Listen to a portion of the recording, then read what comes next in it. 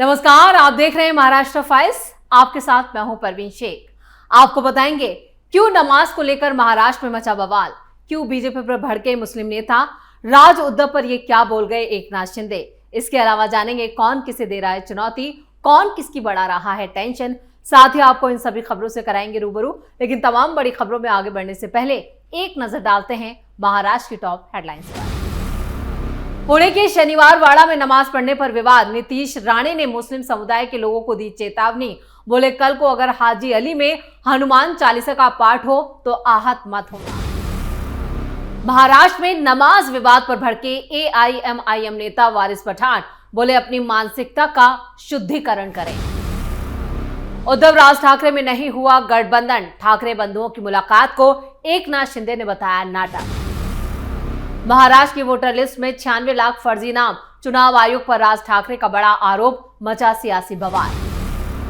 मराठा आरक्षण पर बीजेपी नेता का बड़ा बयान। बोले, सरकार पिछड़े समुदाय के कोटे को कम नहीं करेगी। खबरों में सबसे पहले बात नमाज पर हो रहे विवाद की। पुणे के ऐतिहासिक शनिवार वाड़ा में कुछ मुस्लिम महिलाओं ने नमाज पढ़ी थी, जिसका वीडियो सोशल मीडिया पर वायरल हो गया। फिर क्या था, एक बार फिर महाराष्ट्र में धर्म के नाम पर राजनीति छिड़ गई। बीजेपी के राज्यसभा सांसद मेधा कुलकर्णी ने इसे ऐतिहासिक धरोहर का अपमान बताया और फिर बीजेपी नेता नीतीश राणे भी इस पर भड़क उठे और मुस्लिम समुदाय के लोगों को चेतावनी दे डाली। एक वीडियो जारी करते हुए नीतीश राणे ने कहा, शनिवार वाड़ा में हमारा इतिहास बसता है, वो हमारे शौर्य का प्रतीक है। वो शनिवार वाड़ा हिंदू समाज के दिल के बहुत करीब है। अगर तुमको इतना ही शौक है उधर नमाज पढ़ने का, तो कल हमारे हिंदुत्व संगठन हाजी अली के बाहर खड़े होकर हनुमान चालीसा का पाठ करेंगे। तुमको पता चलेगा, तब तुम लोगों की भावना आहत नहीं होगी। बात करते करते नीतीश राणे गुस्से में आ गए और उनकी आवाज तेज हो गई।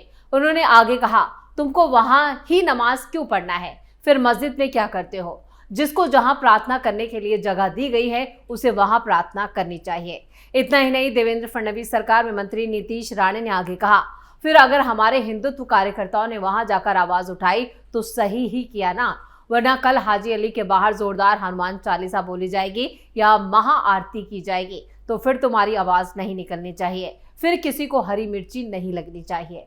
आपको बता दें कि 19 अक्टूबर को सकल हिंदू समाज और पतित पावन संगठन के साथ मिलकर बीजेपी सांसद मेधा कुलकर्णी शनिवार वाड़ा पहुंची और जाकर जोरदार प्रदर्शन किया। इस दौरान नमाज वाली जगह पर जाकर गोमूत्र छिड़का गया और गोबर से उस जगह को उसका शुद्धिकरण किया गया। इस दौरान पुलिस और आंदोलनकारियों के बीच झड़प भी हो गई। काफी वक्त तक पुलिस को माहौल को कंट्रोल करने में काफी मशक्कत करनी पड़ी। खबरों में आगे बढ़ते हैं। शनिवार वाड़ा में नमाज को लेकर हो रहे विवाद के बीच इसमें सपा नेता अबू आजमी की भी एंट्री हो गई है।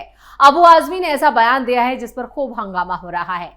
मुस्लिम नेता अब इस मामले को और बढ़ाने में जुटे हैं। समाजवादी पार्टी के नेता अबू आजमी ने कहा, बीजेपी सांसद से कहना चाहता हूं कि अल्लाह से डर, अल्लाह का कहर पड़ेगा ना तो पता नहीं चलेगा कहां चले गए। उन्होंने आगे कहा कि एक इंसान पूजा कर रहा है, नमाज पढ़ रहा है, उसके साथ बीजेपी के लोगों द्वारा ये बदतमीजी हो रही है, ये बर्दाश्त करने के काबिल नहीं है। इस आग में घी डालने का काम ऑल इंडिया मजलिसे इत्तेहादुल मुस्लिमीन के नेता वारिस पठान ने भी किया। वारिस पठान ने कहा, भारत का संविधान अनुच्छेद 25 के तहत हर नागरिक को अपने धर्म का पालन करना और उसका प्रचार करने का अधिकार देता है। जब संविधान इतनी स्पष्ट स्वतंत्रता देता है तो फिर किसी के धार्मिक आचरण पर सवाल उठाना या उस पर रोक लगाना कहां तक उचित है। अगर किसी मुस्लिम महिला ने जुमे के दिन वक्त होने पर 3 मिनट की नमाज पढ़ ली तो कौन सा पहाड़ टूट गया? उन्हें संविधान अनुच्छेद 25 में ये इजाजत देता है कि इंसान को अपने अपने धर्म की चीजें करने का अधिकार है। अगर नमाज पढ़ ली गई तो इसमें क्या बात है? वारिस पठान ने आगे कहा कि हमारे हिंदू भाई बहनें ट्रेनों में गरबा खेलते हैं, एयरपोर्ट पर गरबा खेला जाता है, इस पर हमने कभी आपत्ति नहीं जताई। सब अपना अपना त्योहार मना रहे हैं। वहीं नमाज का विरोध कर रहे लोगों को लेकर उन्होंने कहा कि लोग शुद्धिकरण कर रहे हैं। अगर शुद्धिकरण करना है तो अपनी मानसिकता का करो, अपने दिमाग को करो और अपने दिल का शुद्धिकरण करो जिसके अंदर नफरत भर गई है। वारिस पठान और अबू आजमी जैसे नेता इस मामले को और ज्यादा तूल दे रहे हैं, जिससे अब माहौल बिगड़ सकता है। इसलिए मुंबई पुलिस भी अलर्ट पर है और इन नेताओं के घरों पर नजर रखी जा रही है। साथ ही इन नेताओं पर खासतौर से इनकी जो कार्रवाई है, जो रोज का रूटीन है, उस पर भी नजर रखी जा रही है। और इधर फडणवीस सरकार की तरफ से कई एहतियाती कदम भी उठाए गए हैं। अगर मामला ज्यादा तूल पकड़ता है तो उस पर फौरन एक्शन लेने को कहा गया है। खबरों में आगे बढ़ते हैं। डिप्टी सीएम और शिवसेना प्रमुख एकनाथ शिंदे ने ठाकरे बंधुओं की अनौपचारिक मुलाकात को नाटक करार दिया है। उन्होंने ये इसलिए कहा क्योंकि अब तक दोनों भाइयों ने अपने गठबंधन का ऐलान नहीं किया है। शिंदे ने इसे रिश्तों में सुधार के रूप में प्रचारित किए जाने पर प्रतिक्रिया जताते हुए कहा, यह सिर्फ दिखावा है और राजनीतिक फायदे के लिए ये दोनों ऐसा कर रहे हैं। शिंदे ने अंबरनाथ में एक सभा को संबोधित करते हुए कहा कि अतीत में मराठी नाटक भाऊबंदगी बहुत प्रसिद्ध था, लेकिन अब मनोमिलन का जोर शोर से प्रचार किया जा रहा है। भाऊबंदगी का तात्पर्य भाइयों या रिश्तेदारों के बीच की प्रतिद्वंद्विता से है, जबकि मनोमिलन का अर्थ दिल और दिमाग का मिलन होता है। हालांकि यहाँ दिखाई दे रहा है कि मनोमिलन केवल बाहरी दिखावे के लिए है। शिवसेना प्रमुख एकनाथ शिंदे की ये टिप्पणी शिवसेना यूबीटी चीफ उद्धव ठाकरे और उनके चचेरे भाई महाराष्ट्र नवनिर्माण सेना के अध्यक्ष राज ठाकरे के मुंबई में दिवाली पर आयोजित समारोह में शामिल होने के बाद आई है। दोनों भाइयों की हाल ही में हुई कई मुलाकातों ने स्थानीय निकाय चुनावों के लिए गठबंधन बनाने की अटकलों को भी तेज कर दिया था। जनसभा में शिंदे ने नए आनंद दिगे नाटक प्रेक्षागृह का उद्घाटन करते हुए अपने दिवंगत गुरु और शिवसेना दिग्गज नेता आनंद दिगे को समर्पित किया। इस मौके पर उन्होंने शिवसेना और बीजेपी नेतृत्व वाली महायुति सरकार की कई उपलब्धियों को भी गिनाया। शिंदे ने कहा कि राज्य में किए जा रहे विकास काम और सरकार की नीतियां जनता के हित में हैं और राजनीतिक चालबाजी से प्रभावित नहीं होते। शिंदे ने अपने संबोधन में यह साफ कर दिया कि शिवसेना का मकसद केवल जनहित और राज्य के विकास पर केंद्रित है। उन्होंने नेताओं के बीच दिखावटी मेलजोल को लेकर जनता को सचेत रहने की अपील की। उनके मुताबिक सत्ता की राजनीति में भावनाओं और रिश्तों का खेल अक्सर जनता के नजरिए से भटक जाता है और इस तरह ठाकरे बंधुओं की हालिया मुलाकात पर शिंदे ने साफ रूप से कहा और असहमति जताई। इसे केवल राजनीतिक नाटक करार दिया। उन्होंने जनता से उम्मीद की है कि वो किसी भी तरह के मीडिया या राजनीतिक प्रचार के बहकावे में नहीं आएंगे और राज्य के वास्तविक मुद्दों पर ध्यान देंगे। खबरों में है बात अगली खबर की। मुंबई के गोरेगांव में मनसे के बूथ स्तरीय कार्यकर्ताओं को संबोधित करते हुए एक बार फिर राज ठाकरे ने चुनावों में हेरफेर की बात कही है। उन्होंने कहा कि मतदाताओं का सबसे बड़ा अपमान किया जा रहा है। मनसे प्रमुख ने कहा कि छेड़छाड़ की गई वोटर्स लिस्ट के साथ चुनाव कराने से जनता की भागीदारी की परवाह किए बिना नतीजे पूर्व निर्धारित हो जाते हैं। उन्होंने इस तयशुदा राजनीतिक मुकाबले जैसा बताया। उन्होंने खुलासा किया कि आने वाले स्थानीय निकाय चुनावों से पहले वोटर लिस्ट में 96 लाख फर्जी नाम जोड़े जाने का पता चला है, जो कथित तौर पर 2024 के विधानसभा चुनाव से पहले भी अपनाई गई एक रणनीति है। उन्होंने ये भी कहा कि मुंबई में 8 से 10 लाख फर्जी वोटरों को शामिल किया गया, जबकि ठाणे, पुणे और नासिक में भी इतनी ही संख्या में 8 से 8.5 लाख के बीच वोटर जोड़े गए हैं। इसके साथ ही चुनावी गणित बुनियादी तौर पर गलत था और कुछ दलों की सीटें हासिल करने में विफल रहने की आलोचना को खारिज कर दिया, क्योंकि ये व्यापक रूप से समझा जा रहा था कि ये जीत कैसे हासिल की गई थी। हाल के विधानसभा चुनाव पर विचार करते हुए राज ठाकरे ने कहा कि महायुति गठबंधन के 232 विधायकों के चुनाव ने महाराष्ट्र को अविश्वास की स्थिति में डाल दिया है।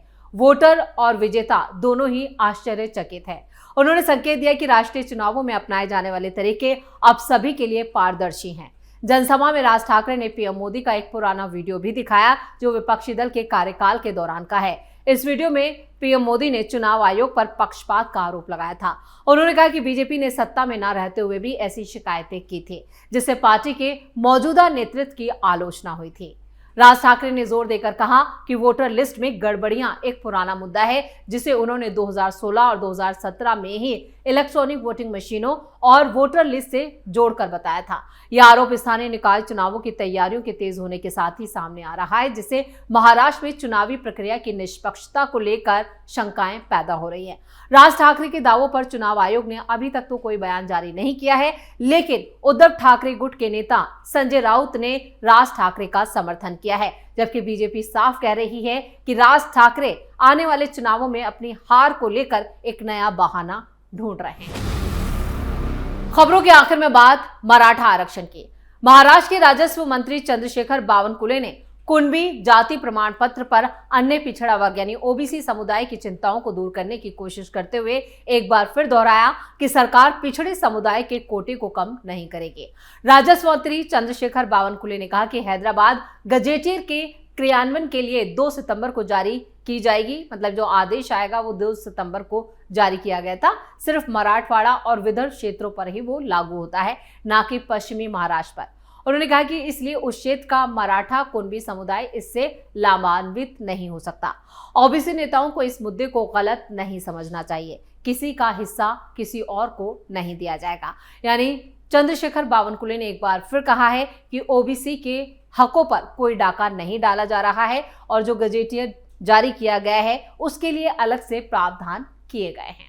इसी के साथ महाराष्ट्र फाइल्स में खबरों का सिलसिला यहीं खत्म करते हैं। बाकी खबरों के लिए आप जुड़े रहिए कैपिटल टीवी के साथ। वीडियो को लाइक करें, शेयर करें और कैपिटल टीवी को सब्सक्राइब जरूर करें। नमस्कार।